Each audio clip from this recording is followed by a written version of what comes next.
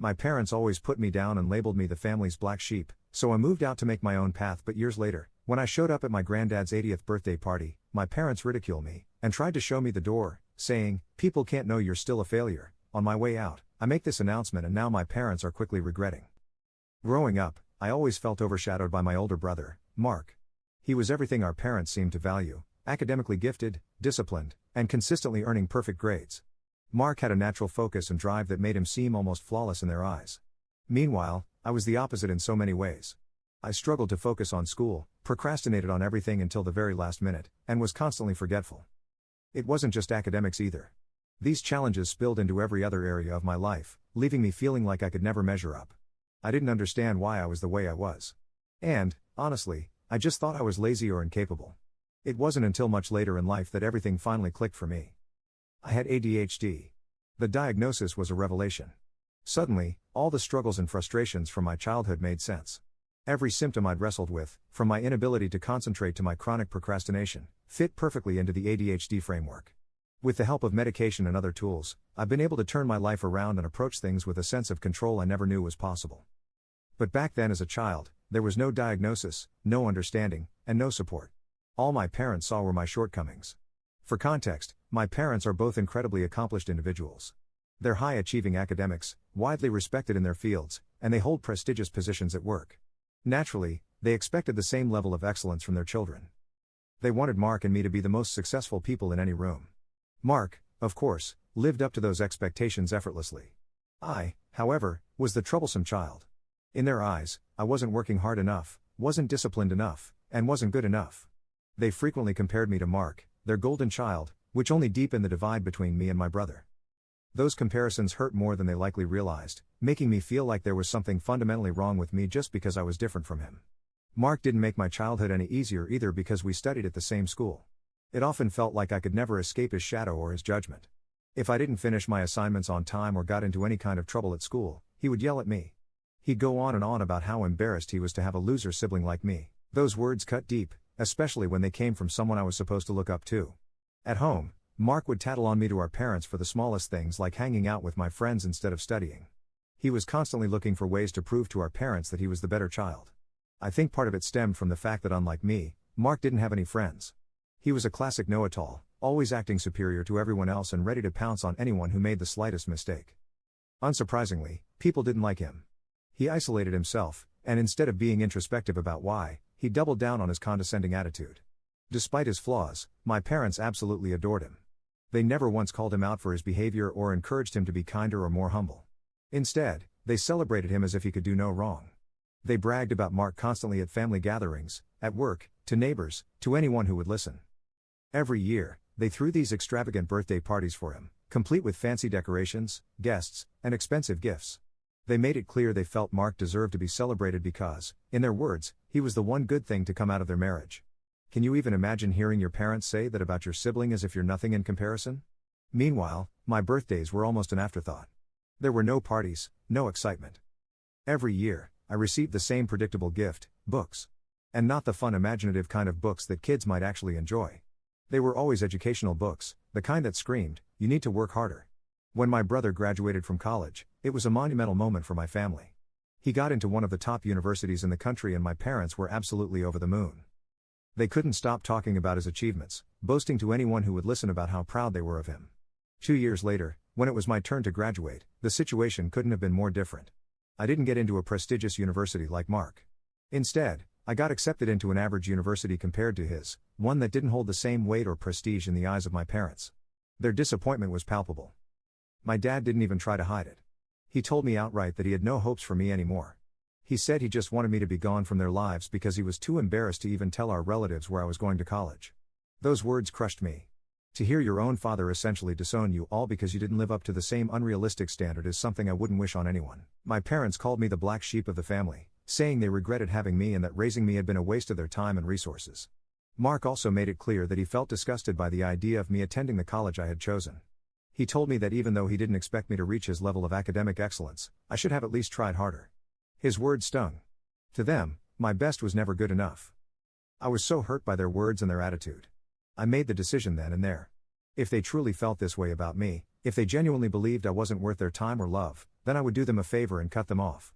I wasn't going to stay in an environment that only tore me down. I promised myself that I would carve out my own path no matter how hard it might be and that I wouldn't look back. Going to college was a whole new chapter for me, but it came with its own challenges. I had to take out an education loan just to afford it, and I also picked up a part-time job to support myself. Balancing work, studies, and managing my ADHD was incredibly difficult. There were moments when I felt like giving up, but I didn't. For the first time, I was surrounded by people who believed in me, friends who were supportive and encouraging, who saw my potential instead of my flaws. With their help and the right medication to manage my ADHD, I started to build a life that felt meaningful and fulfilling. Today, I'm an AI solutions architect working at a top multinational corporation. For the past 9 years, I've had zero contact with my parents or my brother, nor have I kept any tabs on their lives. I have worked hard to distance myself from that part of my life because it brought me nothing but pain. I usually avoid family events altogether to steer clear of any chance encounters with my parents or Mark. However, this time was my granddad's 80th birthday party. He personally called and begged me to come. I had not seen him in such a long time. He's one of the few people in the family who's always shown me kindness, and I couldn't bear the guilt of disappointing him on such a milestone occasion. Against my better judgment, I decided to go. When I arrived at the party, I noticed that my parents were already there. I had expected this, of course, but seeing them in person after so many years still stirred up old emotions. I wasn't entirely prepared for. Despite what I felt, I reminded myself why I was there. This was about my granddad's birthday. I went to greet my granddad discreetly and gave him a hug and spent the rest of the time saying hello to everybody else, exchanging polite words and smiles with family members who were genuinely surprised and happy to see me. Many of them hadn't seen me in nearly a decade, so they were excited to catch up. But then my parents spotted me.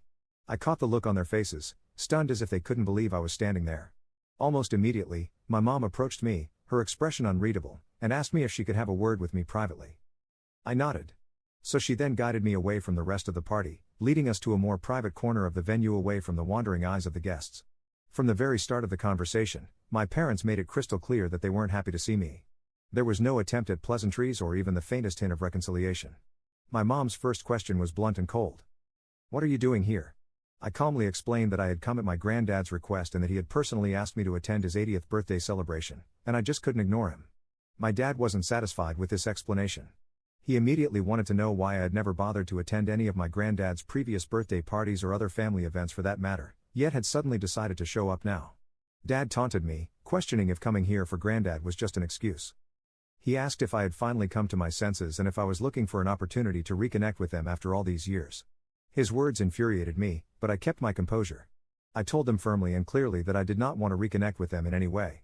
It's not like I needed their permission to attend my own granddad's party. If they hated my presence here so much, they could simply go back to ignoring me and leave me alone to mingle with others.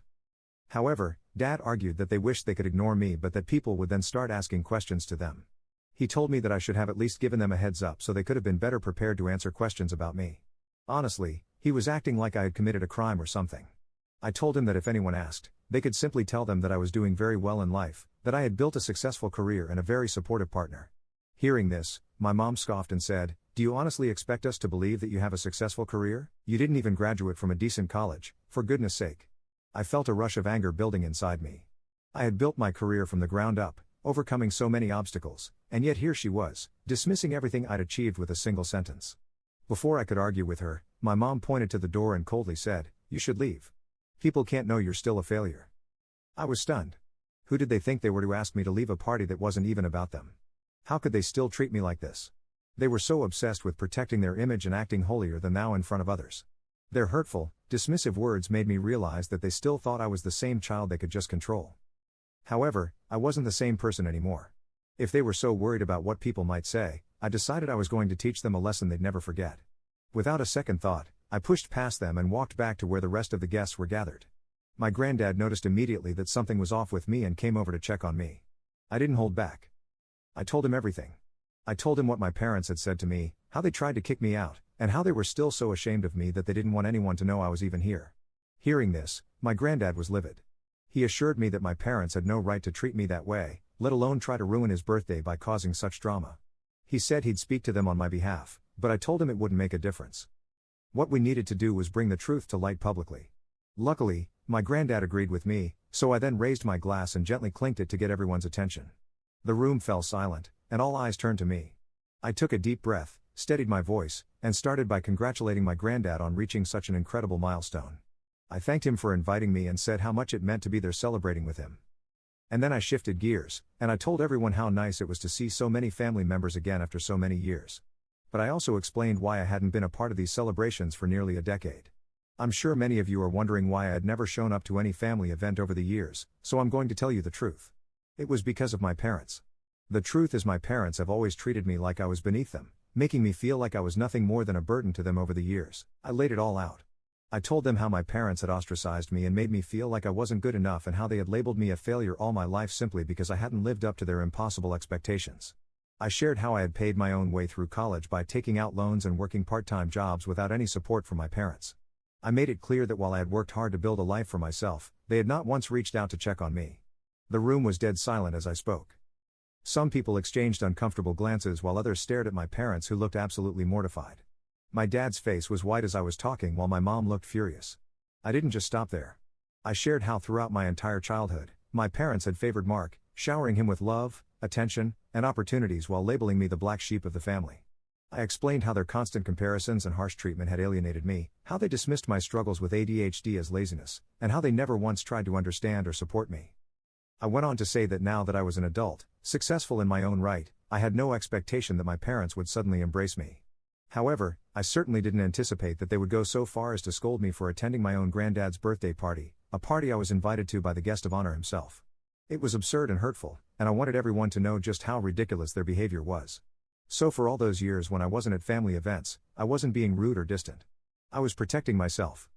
I was trying to heal from years of emotional wounds. However, today, when I showed up here for the sake of my granddad, my parents wanted to kick me out. They keep saying that they don't want to answer any questions about me as it makes them feel ashamed about who I am. So this is why I wanted to address this here in front of all of you for once and for all. I'm done hiding. I'm done allowing them to make me feel like I'm the problem. From now on, I'll be attending every family event regardless of whether my parents like it or not. As I finished my speech, my granddad and some of my cousins started to cheer me on. They then came over to give me a hug, showing their support. My parents, on the other hand, seemed frozen in place, unable to come up with any defense for their actions now that the truth was in the open. For so long, they had controlled the narrative, but now everyone could see the reality of who they were and how they had treated me. After that, my parents quickly left, clearly embarrassed, while I stayed behind enjoying the rest of the party by spending time with my cousins and other close relatives. In the days that followed this incident, several relatives had reached out to me, expressing their support and commending me for speaking my truth. Some said it took real courage for me to stand up for myself and call out the unfair treatment I had endured from my parents for so long.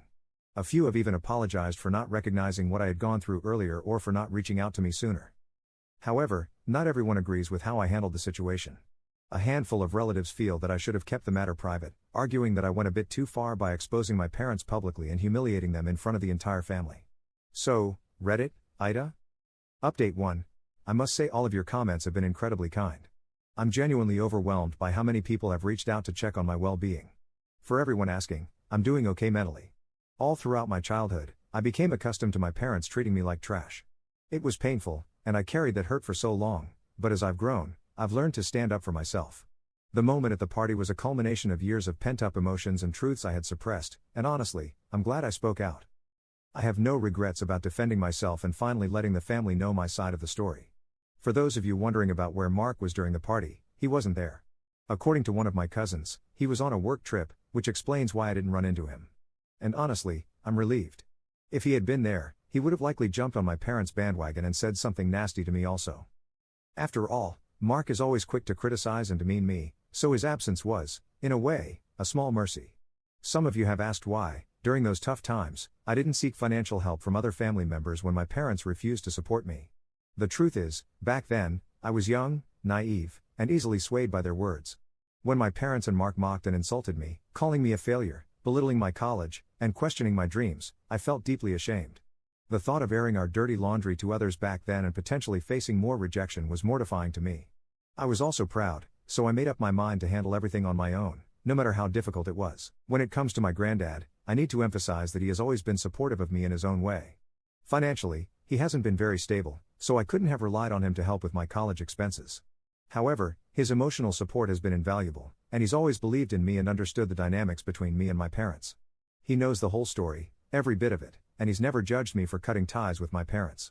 In fact, I'm deeply grateful to him for giving me the opportunity to speak at his party and for standing by me when I decided to expose my parents for who they truly are.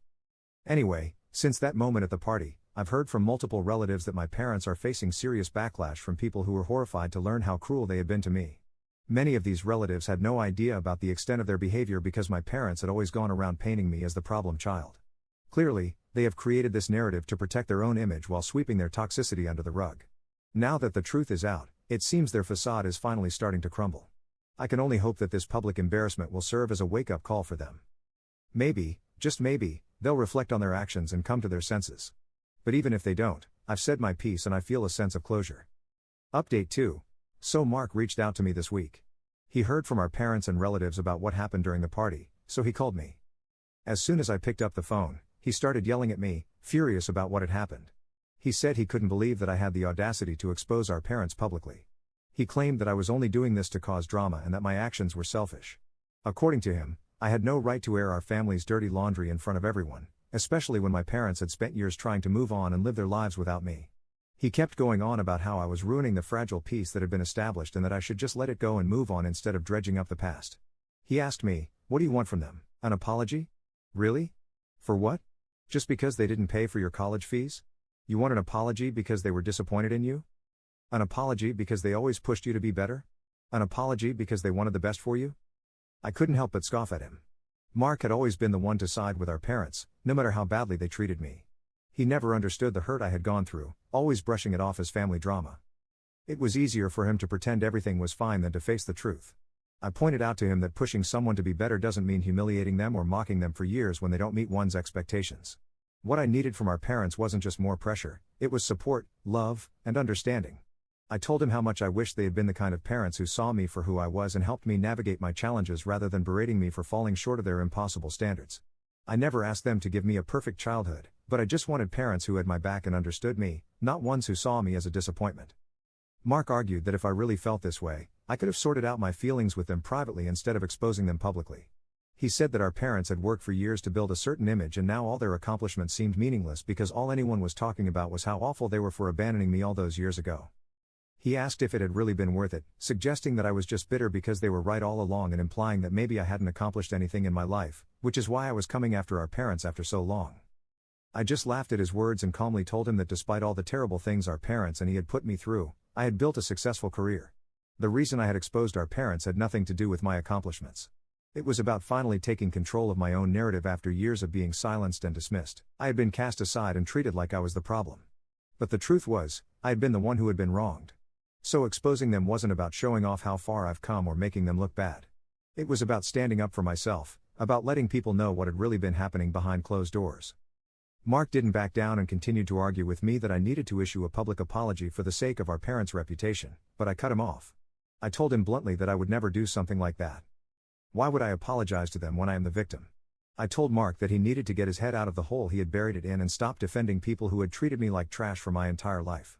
Just to frustrate my brother even more, I told him that from now on, I would be attending every single family event no matter how much it bothered him or our parents.